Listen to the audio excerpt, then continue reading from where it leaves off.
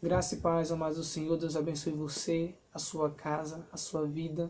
A nossa devocional está baseada lá em Eclesiastes, no capítulo 3, do versículo 1 ao 8, onde está escrito da seguinte forma: Tudo tem o seu tempo determinado, e há tempo para todo propósito debaixo do céu.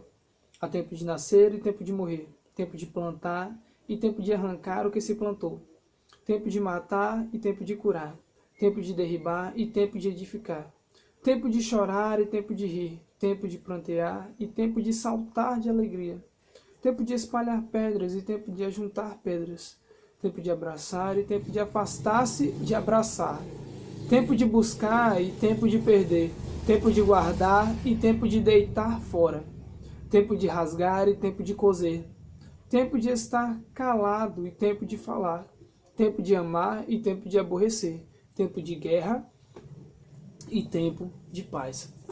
O que Eclesiastes capítulo 3, do versículo 1 ao 8 tem a nos ensinar? Que há tempo. É a coisa que fica clara. Há tempo para toda coisa, todo bom propósito debaixo do céu. Note que Eclesiastes diz que há tempo. Existe um tempo para toda coisa. No entanto, não diz que nós aproveitamos todo esse tempo, ou que nós conseguimos fazer tudo conforme deveria ser feito no tempo certo. Apenas diz que há. Mas quais são as condições para identificar o tempo de fazer cada coisa e quais são as consequências de agir certo ou errado de acordo com cada tempo? Quanto às condições, Jesus nos ensina o seguinte: ele, quando questiona, quando explica, melhor dizendo, a sua condição diante do Pai, ele diz o seguinte: crede que eu estou no Pai e o Pai em mim, crede ao menos pelas mesmas obras. Jesus fala de sinais. Ele fala para aqueles que estavam ao seu redor: crede em mim, crede que eu sou um com o Pai, pelo menos pelas mesmas obras, pelos sinais que nós dois manifestamos, por eles serem iguais. No princípio, Deus falava aos homens, aos patriarcas, através das suas manifestações, seja em forma humana, seja por um anjo, seja pela sarça ardente de Abraão, de Adão até Moisés. Deus falava assim. No entanto, de Moisés até João Batista, Deus fala através dos profetas. Deus fala ao povo através dos profetas. E Jesus e os apóstolos, até os dias atuais, Deus fala através da sua palavra, através dos apóstolos, através do próprio Jesus. Como identificar que um tempo era uma coisa e outro tempo era outra? Através dos sinais. Até Moisés, Deus falou pessoalmente. De Moisés até João Batista, Deus fala através dos profetas. Pelos sinais, pelos tempos, nós identificávamos. Como é que nós entendemos que uma chuva vai cair? Nós olhamos para o céu e entendemos as condições climáticas do tempo. E então podemos dizer, vai chover. Na vida não é muito diferente. É um pouco mais complexo, mas não é muito diferente. Nós precisamos entender como o contexto atual, como as coisas ao nosso redor estão girando, para que possamos entender como nós devemos agir. E nesse sentido nós precisamos tomar alguns cuidados. Jesus fala deles em duas parábolas. A primeira é a do semeador, que ele semeia muito, destrói os celeiros que tinha e constrói outros maiores. E ele fala consigo mesmo que agora sim ele pode descansar, porque ele vai ter fartura para o resto da vida.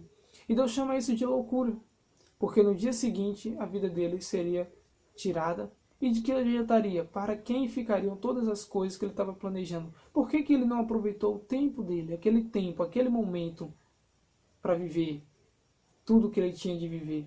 Mas não, ficou planejando coisas para um futuro que nem sequer haveria de existir para ele. Então, Deus nos ensina a não deixar para amanhã o que pode ser feito hoje, a não ser tardio nas nossas ações e a prestar atenção no momento. Mas outra coisa que Deus também nos ensina é a não ser precipitado. E ele fala isso em outra parábola. Ele fala de um semeador que pegou boa semente e semeou no campo. Veio o inimigo, que é Satanás, e semeou o joio no meio do trigo. E quando começou a sair, quando brotou, os trabalhadores viam que o trigo e o joio estavam juntos. E então os trabalhadores perguntam ao seu senhor se deveriam tentar arrancar o joio. E o senhor, na sua sabedoria, diz que não, porque eles poderiam correr o risco de, tentando arrancar o joio, acabar arrancando o trigo. Mas que quando ambos crescessem, poderiam então ser separados. E o joio poderia ser lançado fora, ser lançado ao fogo. Então nós não podemos nos precipitar. Devemos então esperar o momento certo para compreender quem nós somos, o que devemos fazer, como nós devemos agir, se devemos falar ou ficar calado, se devemos abraçar ou não. Mas nós também não podemos ser tardios em perceber como as coisas estão girando ao nosso redor. As consequências de agir fora do tempo é perder tudo, até a própria vida. Às vezes nós perdemos pouco, às vezes perdemos muito. Mas em agir no momento certo só há benefícios. Só há benefícios. Quando a gente olha para a Bíblia, aquelas pessoas que agiram de forma errada, ainda que Deus tivesse dado as instruções, pagaram um alto preço. Pense em Caim. Deus olha para Caim, vê o seu semblante caído e fala: Caim, toma cuidado, porque o pecado bate à porta.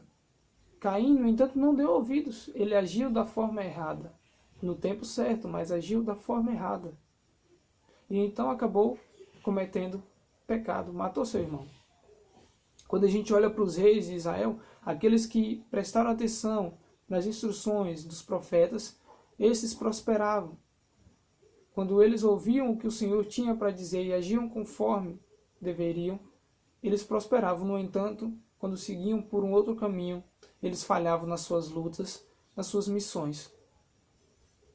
O que o Senhor tem a nos dizer é que nós devemos ficar atentos ao momento, à forma como nós devemos agir em cada momento. Pense no momento que você está vivendo, pense em como o mundo está agora, e então compreenda, é momento de fazer o quê?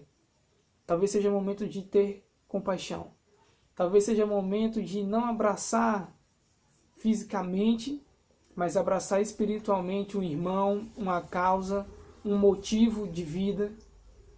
Talvez não seja o momento apropriado para a gente sair na rua e falar de Jesus Cristo, mas talvez seja o momento mais apropriado para falar de Jesus na internet, no WhatsApp, no Facebook, em todas as suas redes sociais. Talvez não seja o momento de espalhar a igreja, de dividir a igreja com discussões, com doutrinas, mas o momento de juntar tudo isso com amor, com fraternidade, com justiça, com o poder de Deus, porque Ele é o nosso Senhor. O que os sinais que Deus tem mandado nas nossas vidas têm nos mostrado? É tempo de fazer o quê? Pense um pouco, reflita e que Deus abençoe você, a sua vida, a sua casa, em nome de Jesus. Amém.